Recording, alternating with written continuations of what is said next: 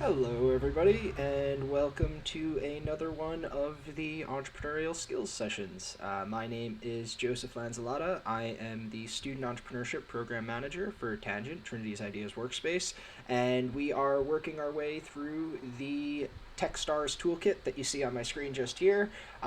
We are up to topic number 15. We've gone through a large number of them so far, and it's been great. Today we are looking at some of the things not to do. So the way these sessions work is I am here to answer any questions you guys have as we go. I'm also here to kind of intersperse some commentary for things that might not make sense directly from the video, and to, at the end of this session, give away a free pizza to one lucky winner. So today I am not going to waste any time. We're going to dive right in. We're starting on topic 15, 21 ways to blow up your company.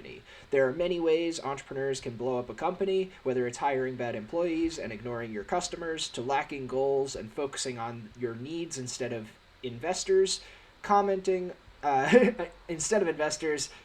any one of these 21 ways could put you out of business. So we're looking at ways to not go out of business. These are some top tips. As always, if you guys have questions, if you have comments, if you have things to add, put them in the chat. But otherwise, we are going to go through the videos, and I will see how I can help as we go. Again, for many of these, I am doing a bit of learning alongside you guys, but I will try to help based on my knowledge base. So we will start out with the trailer here, 21 ways to blow up a company. There are some things I'm going to tell you that are not fixable. There are several of these mistakes that if you make them, it might be game over for your company. Everyone in this room has some hypotheses about why they've created something cool and innovative. You figured out, hey, wait a minute, there's a bust in the market. I'm going to fix it. All of you guys are trying to fix something that's broken. You have one chance to make a first impression. Know what you don't know. Be willing to learn and partner with people. You're not always right. Nobody is. If you can't figure out what you can control and what you can't control, your brain will blow up. Always do what you're going to say you do. At the micro level, from mentors to promising employees to holding people accountable. How do I hire a good employee if I have no money? How do I hire great people? I'm competing against all these other great startups. Be sure that if you're going to do this, you're a startup founder 24/7. But if you're not super passionate about it, like you have to solve this thing, or you're in it for the money, or because you couldn't get a job and you happen to get into Techstars, it's already game over.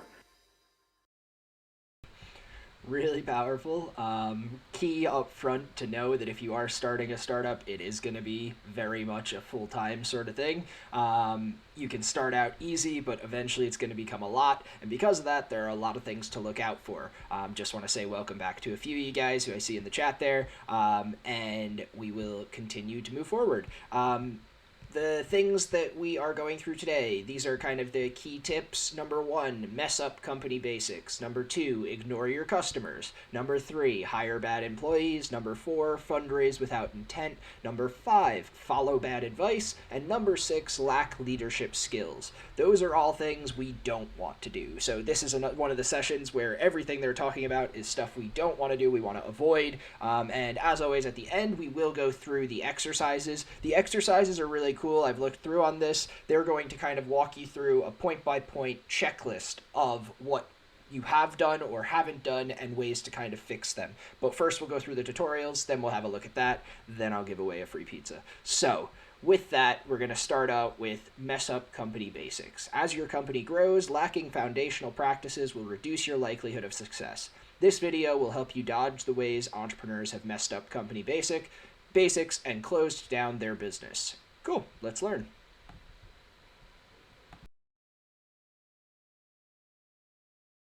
So when I first gave this talk, it was called 12 Ways to Blow Up Your Company. And then for those of you who don't know me, you're probably getting to know that I like to have fun and life's too short to be boring. So I later called it 14 or 15 ways to fuck up your company, because after you guys innovated a few more ways to fuck things up, I got frustrated. Then it became 18 ways to fuck up your company, and then the dean at the CU Law School informed me that I wasn't allowed to use the word fuck at the law school as much as I do. Not ever, but just not as much. So now it's back to 20 ways you can blow up your startup, but as of today, it's 21. There are some things I'm going to tell you that are not fixable. So there are several of these mistakes that if you make them, it might be game over for your company. There are a lot of these that some are fixable, but all of these are really painful. And All of these things will blow up your company if you have committed them. As with every year, some of you have committed some of these already. As with every year, some of you have committed the ones that can't be fixed. With that being said, with no further ado, drum roll please. First thing you can do to screw up your company is pick a bad idea. Now, all of you are like, well, duh, that one's pretty easy. Well, stick with me for a second. Picking a bad idea isn't picking a bad idea. What's the name of your company again? The health? Orderly Health. Orderly Health. So, sounds like a good idea. I mean, it was good enough to get into Techstars, right? But if you're not super passionate about it, like you have to solve this thing, or you're in it for the money, or because you couldn't get a job and you happen to get into Techstars, it's already game over. And I'm surprised at how many entrepreneurs create companies and come up with ideas for the wrong reasons. If you're there, it's already game over, I can't help you. Hopefully it's not. If nothing else, use this as a filter if you decide to bring on another co-founder or other partners, that they're here because they cannot sleep until they fix this problem. They're not here for the paycheck. If you don't know your business model, you're sunk, which probably should just send a shiver down all of your spines going, oh my God, I don't know what I'm doing. It's all right, but always have an opinion. It's okay to have an opinion in your business model and know it's wrong. But there's so many startups that don't even have an opinion. The answer is advertising. Wrong. Like, wrong. If your business model is advertising, please leave the room now. Because it doesn't matter until you've reached such scale and none of you are there. So you're dead. Have an opinion. It will change. They always do, but always have a way to make money. The idea of we're just going to acquire a lot of users and we're going to figure it out later, it's a pretty dangerous strategy. See Twitter, yeah, right? That's really, really tough. This next one's a disease, and this one's not having defined goals and not knowing how to define success and not holding yourselves accountable. This is a disease that if your company gets, it's really hard to get out of. There's also no pill for this yet. At this point in your company's life cycle, I would have goals every week of what you're trying to do. Every week. I'd write them somewhere. This is what we're going to get done this week. And then every Friday afternoon or Saturday afternoon or Sunday afternoon, whenever your week ends, you sit and you look at the goals and you say, which ones do we get done? If you got them all done, awesome. Next week, let's push a little harder. You got some of them done. Why didn't you get some done? Was it out of your control? Did you get lazy? And I don't mean lazy, didn't work hard enough, but did you get lazy and just not keep yourself focused? Did something happen that changed the goal and it should have changed and you did the right thing? You got to look back. Some of these teams that I see that start off, you just run, and you don't ever like stop and look around and say, hey, how are we doing? I mean, there's a natural endpoint here at demo day to do that, but I think you need to do it literally on a weekly or bi-weekly basis and hold yourselves accountable. If people on your team aren't getting the job done, you got to hold them accountable. If you're not getting the job done, you got to hold yourself accountable. Maybe it means you need to change your goal, change your idea, but find out why you're not being successful. And that doesn't mean every week make excuses. This means every week set reasonable goals and hit them. You also must continue to test your hypotheses. Everyone in this room has some hypotheses about why they've created something cool and innovative. You figured out, hey, wait a minute, there's a bust in the market. I'm going to fix it. All of you guys are trying to fix something that's broken. Those are all based on a certain set of hypotheses. Those core hypotheses, you need to stress test all the time. Make sure that something hasn't changed in the market or in competitor or something that has changed everything.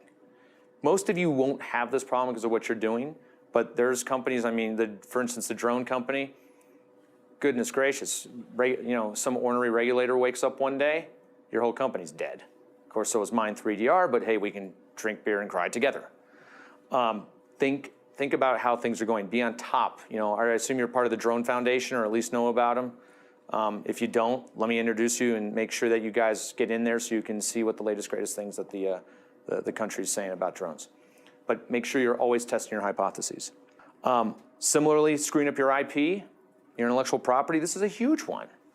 Don't go blabbing people the secrets of your intellectual property. Be careful who you talk to. I hate to say it, but we've had a team here who went to a bar here in Boulder and started talking about their idea, and the person at the bar went home and filed a patent the next day on it. Oh shit. Be really, really freaking careful. Now this doesn't mean walk around with a little bitty NDA saying, yeah, would you have a beer with me? Here's an NDA. Not cool, not cool. That screams loser. But be careful. Not everybody has their heart in the right place. Be very careful of reputation constraints of who you're dealing with. In other words, if you're talking to somebody new, figure out why their reputation to them matters enough that they will not screw you over. i.e., this is a Techstars mentor. If they screw me, Techstars will throw them out of the program. Yeah, that seems like that they'll probably behave correctly, right? The question I get asked the most by entrepreneurs is, Jason, I don't want to talk to VCs because I'm scared you're going to steal my, take my idea and steal it and start your own company. For me, my constraints for my reputation are I'm more constrained than somebody who nobody knows, right? If I do something wrong, it's front page news.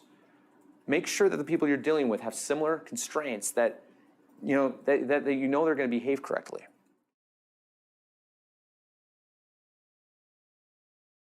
I like his last point in particular, the idea of like, is the reputation of the person worth screwing you for your idea? I have mentorship meetings with students all the time. Often I'll get asked like, is there an NDA? Can you sign an NDA about this?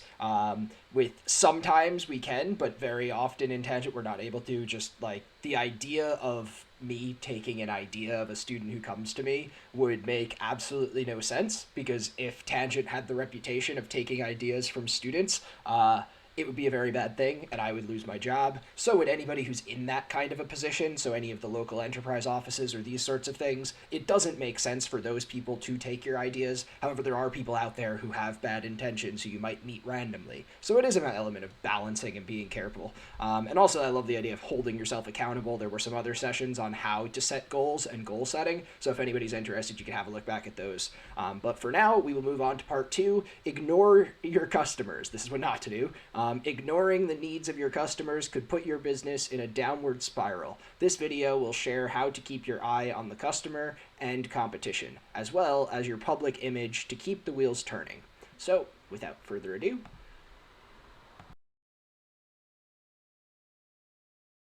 if you don't understand your competition, you're also hosed. I'm trying to think here. Well, let's use an example.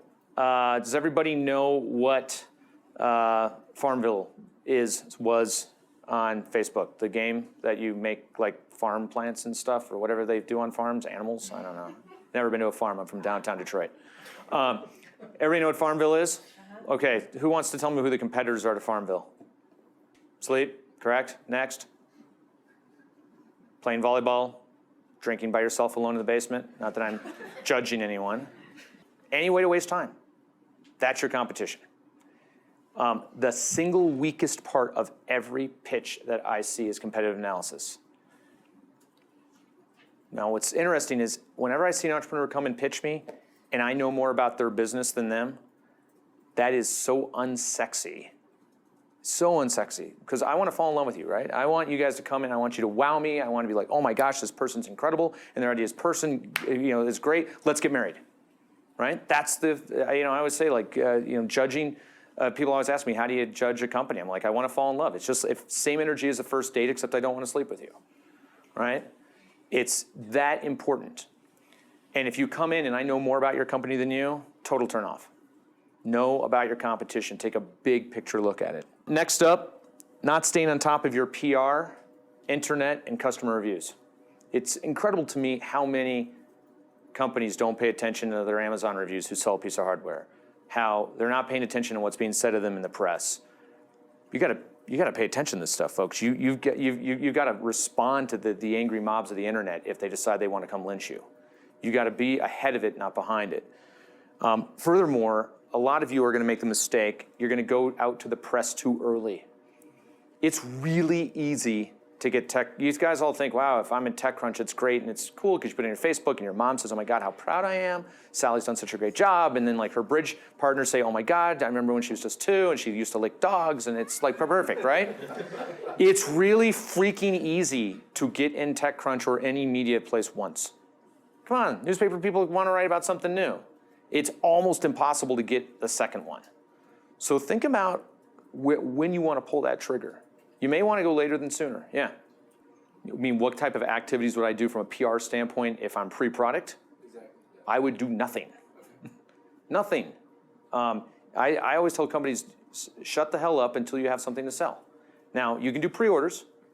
Most pre-orders are total failures. You get some like our company Glowforge that just raised $29 million in 30 days, and you're like, thank God we got a hit. But we also didn't go out there till we knew we were a few months away from shipping. I forget what the statistics are, they change all the time, but it's something like 80% of the hardware stuff on Kickstarter never even ships, right? You just wasted all this goodwill and PR and you weren't ready. It's a really interesting point about the idea of getting media too early. I've seen that as well, where there's a startup, you have the idea, you're ready to get out there, and everybody's really interested in the idea, so you get all of the press, but then by the time you're over the curve and at the point of ready to sell a product, it's really hard to get back in because it's already yesterday's news. So it's an interesting balancing act there. So we'll move right along. Part number 3, hire bad employees. There's nothing more deadly to a company culture and productivity than hiring poor performing or non-compatible employees. In this section, you'll learn how to avoid these missteps and attract the right people to help grow your business.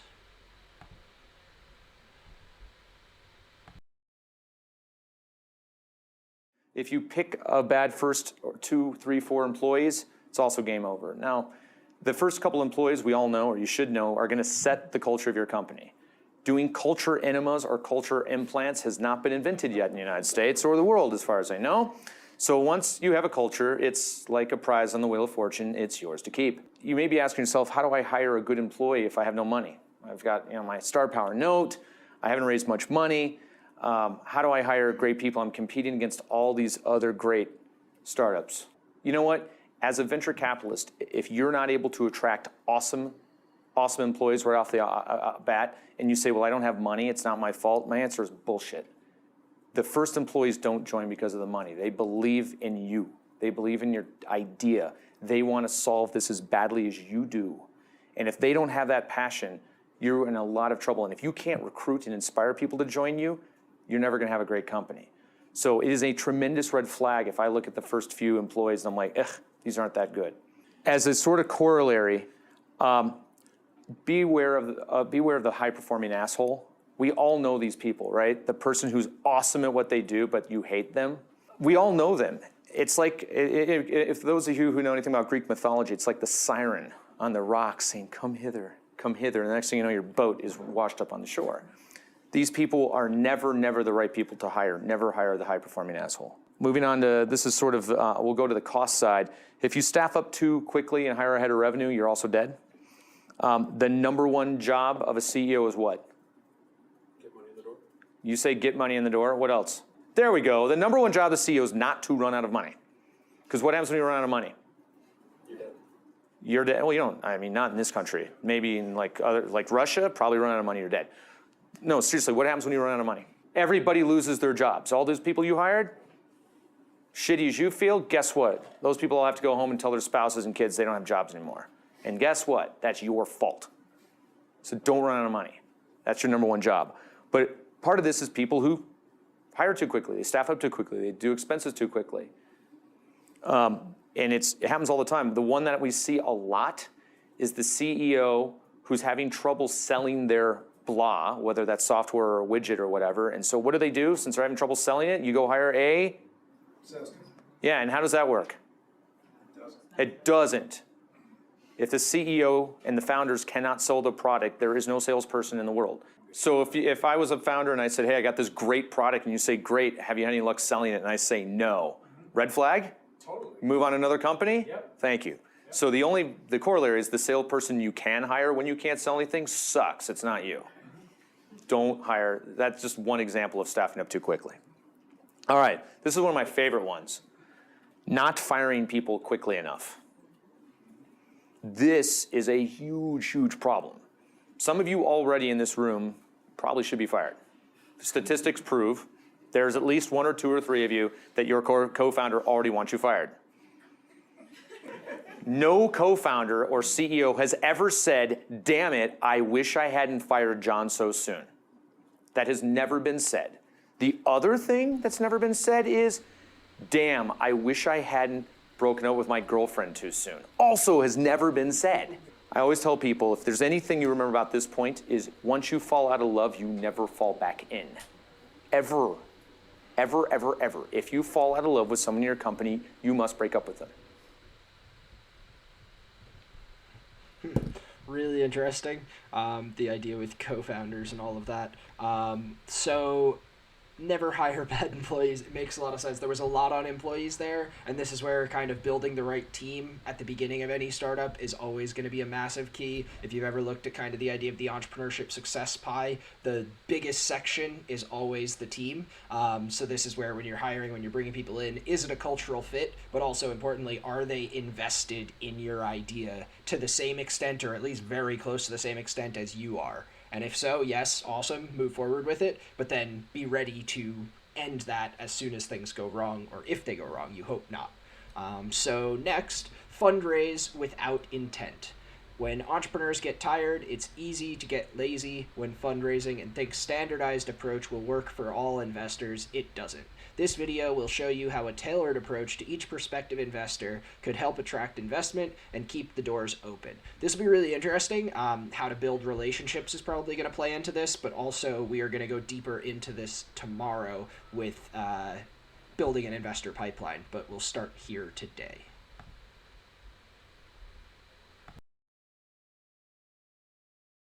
Next up, not paying attention to people's incentives. Now, this is a massive one in the what I'll call the black box world of venture capital. I'm going to give you a hypothetical. You got to pick the answer. Hypothetical: you're raising $1 million. You can raise $800,000 from your favorite VC and $200,000 from friends and family, or you can raise a third of it from your favorite VC and 2/3 of it from 2 other VCs who are really well regarded and awesome. What's in terms of the same, valuations the same, what's the better deal? The second. Who said the second? Why? Because all the VCs had the same interest and alignment on that investment. Somebody tell me why he's 180 degrees off. I'm going to read this again. Not paying attention to other people's incentives. You're all internalizing it. You're all selfish bastards. What are my incentives? So if I've got 800,000, I have more money in. So my bosses, my investors, are going to be like, hey, that's a lot more than $300,000. Are you paying attention to this? Second, if there's 3, who plays doubles tennis? Anybody ever play doubles? Anybody watch doubles? Come on. What you guys, God, you guys are wimps. It's not like I asked you what's your social security number or if you'd like to go out with me tonight. I fucking asked you if you're playing tennis. And you're like, eh. Tennis, doubles tennis. What happens when the ball goes right down the middle line? You both go for it. Or you both look at it. But either way, bad outcome. When you've got 3 VCs on the board, what happens? Probably, look, we're all busy. Shit, if I can freeload off those 2 guys, awesome. You get total apathetic. Nobody owns it, right? You want to have a lead investor. That's called paying attention to my incentives. Now, you did mention something that was the wrong answer for the question, but something you said it depends where a VC is in their life cycle. If I'm a first-year, if I've just raised Foundry Group 2016, you be invested with Foundry Group 2016 or Bullet Time Ventures 2012. Just based on the years, which fund might be more appealing to you? 2016, why? Because you have more time to get to your... Because I just raised the fund. My investors aren't expecting money back for 10 years. The clock hasn't started ticking for me. What about 2012? Anybody know the clock's ticking. Anybody know how long a venture fund lasts? 10 years. There you go. I need to have an exit. If I'm a 2012 fund, I need an exit quick. And the list keeps going. What are the incentives of VCs now that the markets are cratering? Well, how does it affect you? Well, let's see. We know that the top of the market, all the unicorns are dying. So that means all those VCs are taking a bath, which means they're going to just run out of the market and say, oh my God, we're scared. So that means the VCs that do the stage below them, they've got nobody to fund their companies. So if they don't have enough money to fund their companies, all those companies are going to die. And how it starts feeding through the system. How long does it take to hit early stage venture capitalist? It hasn't hit us yet. Probably will. But what are the incentives? Maybe that means I can drive a harder bargain for you on valuation. Maybe it means you should raise more money to try to weather the storm. Think about these things. But the point is, when I said, it was very interesting, when I said focus on other people's incentives, y'all went introspective and said, what's up for us? That's okay. But no, you got to pay attention to other people's incentives. They're just as important as yours. All right, couple lawyer ones, because I used to be a lawyer. Don't hold it against me. I was young and I needed the money. Screwing up your cap table or who owns your equity of your company? Ooh, boy. This is a big one. How do you screw this up? You send over an email saying, hey, for joining my company, I'll give you 5% of the company. You do napkin arrangements. You fire a founder and you don't get them to sign a waiver or a release saying that, hey, it's all good that you're kicking me out here, but here's my release. And by the way, I'm reaffirming how much of the company I own. These things are really, really hard to do. What if you priced your angel round too high? Say you built some Boulder angel and had a $20 million post-money valuation. Well, congratulations to you. You're never raising money again because I'm never going to fund a company with that high of a valuation. Be really careful on your cap table. Be careful who you give equity to. Make sure you've got vesting attached. These are things that are really, really hard to fix because people are going to get greedy and think that this is worth something, and they're going to try to keep what they have. Next up, you must be as strategic in your fundraising as you are in your business. Now, this is one that people screw up a lot. You work so hard at your business and you're so exhausted and you've gotten to the point where it's time to raise money that you've actually lost the energy or the will to be as strategic in fundraising as you are in your business. What does this mean? This means coming up with a form email and sending a form email to a whole bunch of VCs. This means not figuring out which VCs are right for you and going after the wrong ones. This means not thinking about every single communication and that you have one chance to make a first impression. There was a commercial. Remember, you only get one chance to make a first impression. It was like Listerine or something. Was that it? Okay. Keep that in mind. That is the truth. Be incredibly strategic. If it were me, I'd be creating a Google Doc now of who are potential VCs I might want to meet and why, and what is my entrance into them. And the entrance could be, Natty knows them. The entrance could be, my brother knows them. My entrance could be, I know he went to the University of Michigan and plays drums, and you know what? I went to Michigan State and played clarinet. Perfect. All right? By the way, last week I had the most strategic entrepreneur pitch I've ever seen. Guy sends me, I'm not shitting you, a video of him, and he's like, hello, Jason, my name is blah, and we're working on blah, and I'm listening like, huh. They're playing the Average White Band, Pick Up the Pieces in the background. I like that song. Wait a minute, I think that's my fucking band playing that song. Holy shit, he's using my band's music as the soundtrack to his pitch? Holy shit. And he was, and then he got to the end, and he said, and just in case you want to know what it would look like for us to work together, and he flashes a picture of me on stage playing guitar, and I do this stupid thing that my wife fucking hates. She calls it my beaker face because my face inverts, and I have white man's overbite. It's horrendous. Thank God I'm married because I'm pretty much undateable after people see me like that. And he mocks me and does the exact same face and dashes his head to the music, and that was his 90-second intro. You think that guy's getting a call back? Fuck yeah, that guy's getting a call back 100% of the goddamn time. That guy, and I asked him, I said, how many VCs are you reaching out to? He said 20. He said, I've identified 20. And I said, and you're doing this for all 20 of them? He says, well, not videos, but yeah, I've figured out at least an idea for all 20. I go, how many have you sent out? He said, about 15. I go, how many responses you've got? He said, 12. If I could promise you 12 of 15 responses for cold emails to VCs, would you take it? Yes. Guys, strategic. You can too. Be smart. That's brilliant. That's really strategic. It's interesting that he's from Foundry, the guy who's speaking there, and the Foundry is featured in one of the discussions that we've done in another talk about how to pitch. There was a company that wanted to be funded by Foundry, so what they did was they put their team photo as the founders of Foundry. They matched the exact same alley, stood in that alley. That was their photo for their slide, for their pitch, and they ended up getting funded by them. So it's just really interesting when you can build this connection. As I said, tomorrow we're doing a session on building an investor pipeline, so definitely check that out if you are interested more in the kind of fundraising style of this. But for now, we're going on to part 5, follow bad advice. Don't follow bad advice. Entrepreneurs who wait to complete key paperwork or follow bad advice can have things blow up when you least expect it. In this video, you'll learn ways to avoid putting your company at risk. Cool.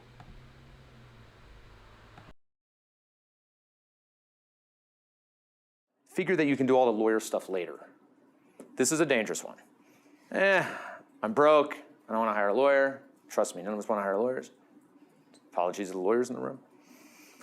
They're expensive. Well, I'll just figure this out later. I'll figure out the 83B stuff and the tax later and all this stuff. Guess what? You can't actually do all that stuff later. There was a time where you could fix everything that you broke, but there are no longer, life is no longer that simple. Make sure you have a good lawyer from day one. By the way, who here has a good lawyer? I'll pick on you. You have a good lawyer? We do. Who is it? Charlie Knight. Okay, and why is Charlie Knight a good lawyer? He's good for our stage. How do you know? You ever been a lawyer? How about what? Have you ever been a lawyer before? No. So, how do you know Charlie's a good lawyer? Just sort of the due diligence. Who did the due diligence? My partner. How does she know? You ever been a lawyer, miss? I actually sat with Mike Platt, and he told me that he was doing some good work for us. Yeah. And how's Mike Platt a good lawyer? You ever been a lawyer? No. Who here's got a good dentist? Yeah, see, yeah. I only asked that because I've had 3 dental surgeries in the past 3 months, which is somewhat becoming evident that I don't have a good dentist. I don't know if I have a good dentist. I don't know if I have a good hip surgeon. I can walk, but I may have had a better result if I went to Julie. Probably not Julie, but maybe, you never know. I've heard she's good with knives. You know, you actually, I had to pick on you. You actually had a good answer. It was like Mike Platt is sort of a trusted resource. Everybody knows him in town. And if he says Charlie did a good job, that's probably good. And Mike is a lawyer. You got a referral from a lawyer that didn't have any incentive. Mike wasn't trying to get anything from you. And he said, yeah, Charlie's a good guy. Just keep in mind that finding a good lawyer isn't about like who you like. There's a lot of nice people out there who are really crappy lawyers. The boring one is pick bad advisors. That includes lawyers, accountants, mentors, advisors. You know what? Make sure that these people are, if you're paying them, they're getting, you got to pay lawyers and accountants because you just do. But everybody else shouldn't be paid cash. Maybe a little bit of equity. If anybody else asks you for cash, they shouldn't. They're bad people. Make sure you align yourself with good people. Remember, your reputation is an extension of everybody you surround yourself with. So if I meet your lawyer and I think Charlie's a jackass, that reflects negatively on you. And he's not. I like him. He's a good lawyer, by the way, just so you know. Very important. Make sure you have a good lawyer. That is word of advice for even wider than just a founding of a startup. But also, he did slip by it, but like having good mentors as well and picking them and making sure that they work with you. In a previous session, we went over a bit of the idea of having mentors that will challenge you. So mentors that are always going to tell you yes and always a great idea is actually more counterintuitive. You want someone who's going to challenge your ideas and push you to make sure you make the right decision. So doing your due diligence on legal stuff, as well as anybody who's going to be advising your company up front, is massively important. Number 6, lack leadership skills. When you commit to growing a business, you become an entrepreneur 24/7, and there will be life changes. This video will share insights on avoiding leadership fails that could run your business into the ground. Cool.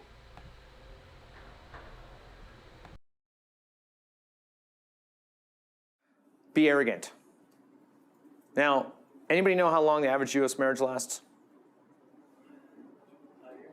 5 years? Who's that cynical bastard? Next. 18 years. 7.8. It's probably why it's called the 7-year itch. Have you ever heard about the 7-year itch? Anybody know the average length of time that I spend with an entrepreneur that I invest in? 10. Ergo, I'm signing up for a relationship that lasts longer than the average U.S. marriage. If you're an asshole, or you're arrogant, or I don't think you can learn, I don't want anything to do with you either. Getting the Silicon Valley, and I'm going to pick on you, the Silicon Valley, getting the Silicon Valley hype tech crunch machine of my shit don't stink, I'm a startup god, is probably the most unattractive human being I can think of. If you want to have a real experience and start a real startup and actually do something good, don't be an asshole. Don't be an arrogant. Know what you know what you don't know. Be willing to learn and partner with people. You're not always right. Nobody is. Next up. If you can't figure out what you can control and what you can't control, your brain will blow up. So in every startup, there is what I know, there's what I know that I don't know, and what I don't know that I don't know. You can really worry about the first two, and that's okay. Those can keep you up at night. I give you permission. That I'm going to worry about what I don't know that I don't know. you got to let that go away. You don't know what Google's going to do tomorrow. You don't know what Apple's going to do tomorrow. You don't know what your competitor's going to do tomorrow. You know what? That's okay. Like, control the things you can. Maybe dip your toe in the water and try to like hypothesize about what might come down later, but try not to just let the monkey brain happen where you're worried about everything. Just worry about what you can control and control it as much as you can. Being overly emotional instead of analytical. Now, I'm not saying be a robot, although we do invest in robots with the hope that one day we can replace you all and have the robots start the startups. We can just give them the ideas. I'm totally kidding, come on. That being said, there are a lot of startup founders who are highly emotional. Some people may call them hypomanic. For those of you who have taken my class at CU, you know I love to talk about the hypomanic edge, which is a psychological study of what drives founders and what the personality type is for founders of startups, which you all are. Being an emotional, empathetic human being is wonderful. Wearing your heart on your sleeve with all of your employees and letting them ride your roller coaster that you will invariably ride as a founder is a dangerous thing. You got to be presidential. You got to be analytical. You got to be calm. You got to smooth over the rough patches for your team. If you want to come talk to, you know, the folks who run the program or your board or even your investors and complain about how bad life is and how you're completely out of gas, that's okay. That's cool. But let's not wear this on our sleeve, let everybody else see it, because it's damaging to you and your fellow colleagues. Yeah. The question is, what's sort of the relationship between founders and the first employees, especially on an emotional level? It's usually very close. I know a few successful firms that eventually one day they start calling the first and second employee some sort of founder or telling, you know, it wouldn't be there without you. Assuming you make the right hire and they last, you know, a while. But yeah, if people start feeling more like colleagues, not us and them between founders and first employees. Kind of along the scope of we were talking about pre-sales that don't follow through is don't overpromise and underdeliver. And I think most people take a wrong definition of this. They say, well, yeah, I always do what I say I'm going to do. No, I mean, you really got to say what you're going to do all the time to everyone. If you meet with a mentor and they give you great advice and you say you're going to follow up and you don't, you're dead to me. Dead to me. Now, if you don't tell me you're going to follow up and you don't follow up, that's fine. I don't care. I can use one less email. Always do what you're going to say you're doing. At the micro level, from mentors to promising employees to holding people accountable to telling the board what you're going to do and actually doing it, you have to deliver what you promise. So you know what? You're all enthusiastic. You're all founders. It's natural to have this over-optimistic sort of look in the world. Don't fall into the trap, because you get one or two screw-ups like that, and then people just start tuning out. We don't believe anything you're going to say. It's the same thing when negotiations. I always say I do a negotiations lecture sometimes here, and I always say, never make a threat you're not willing to back up, because as soon as you make a threat and you don't back it up, I know you're full of shit. This is the newest one. This was added last year. This is the sad one, but it's the harsh reality. So if there's only one you remember, I kind of want you to remember this one. Your personal life is no longer your personal life. You have one life. You don't have a work life. You don't have a personal life. You have life. As founders of tech companies, with today's scrutiny, media, backlash, politicization, national inquirization, whatever it is, whatever you do in your personal life will affect your company. If you do something bad enough to end up in a newspaper, I have to fire you. If you do something bad enough to piss off your employees, you lose your bully pulpit to lead. This is, you know, can you get away with a DUI? I don't know. Maybe. But it's not like the old days. You are not anonymous. Everything you do will be held against you in the court of public opinion. And that is, you don't get a lawyer. You don't get to shut your mouth up. This isn't fucking Law and Order. You're screwed. So be sure that if you're going to do this, you're a startup founder 24/7. I remember when I went to law school, they told us that we were lawyers 24/7, 365, which means when I was a lawyer, if I got picked up for a DUI, I could lose my law license. If I didn't make child support payments, I could lose my law license. If I hit somebody in a bar, I could lose my law license. Well, congratulations, startup founders. You're just like a lawyer now in that respect. Wow. So this guy is very no nonsense. I would say that like when you're at the very early stages and you're developing an idea, that's a lot of pressure to put on. But as you do get into the development of your company and you're taking it seriously and you're running with it, it is your baby. You are responsible for your company, and your company is naturally going to be impacted by what you do. So with that, guys, he did flash up on the screen all of the kind of like points that he went through. I know I was taking some notes just because it helps me when I write them down, but I'm just going to go to the worksheet here, which is actually going to have everything for you. So for anybody who hasn't seen before, you're able to go to the link in the description of this video. It's the Techstars Toolkit. You could go to 21 ways to blow up your company and then click in and go to the take me to the worksheet. And so the 21 ways to blow up your company, this is just saying watch the videos before you do it. For each prompt, so yeah, this is kind of the process. Then look at each statement below one by one. On your own, mark how true or untrue you believe each statement to be for you and your company. Then for each prompt, provide specific scenarios or reasons that led you to respond as you did. Discuss with your mentor why you evaluated these comments the way you did and take notes on their feedback. And then number 5, determine what the next steps will be to reinforce the prompts you rate as true and fix those you marked as untrue so you don't blow up your company. Essentially, it's pretty straightforward. You're looking at what all of these prompts are and how you might overcome the ones that you are doing wrong. So I'm not going to go through every single one because he did go through it, but just as an example, the first one there, our idea has been validated from customer research and a need in the market. This is a key one. You may not actually have a real problem, but hopefully you're at the stage where you do. If you have validated it with customer research, you could say yes.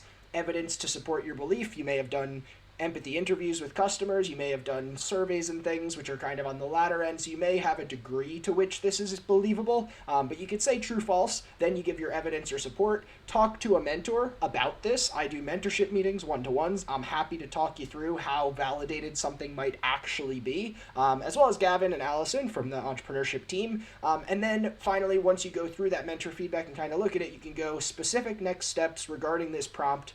Don't forget to set a deadline. So when you look at this, say, actually, we haven't validated that there's a real problem here. The customers have not said this explicitly, or we don't have enough evidence to say this explicitly. What is the action you're going to take after that to actually make the impact? And set yourself a deadline for when you're going to have that done by. Maybe set a time to meet back with your mentor and chat with them about the goal that you had set. So, as I said, each of these are just things you can go through. You can go through all of them. It's a list.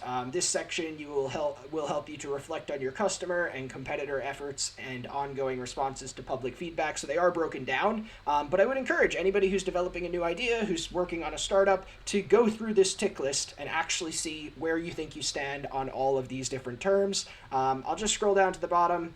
At the end, there are all of these. It's quite a few, so it's pretty extensive. It could take you a little bit of time, but it is worth the effort you put in. And then finally, at the end, it just prompts you to do a bit of a reflection on overall where you think your company stands based on how you did in those prompts. So it is a pretty straightforward exercise, but I think if you do go through all of that, you'll have a really good idea of where you stand. So I believe, just finished with all of the content for today.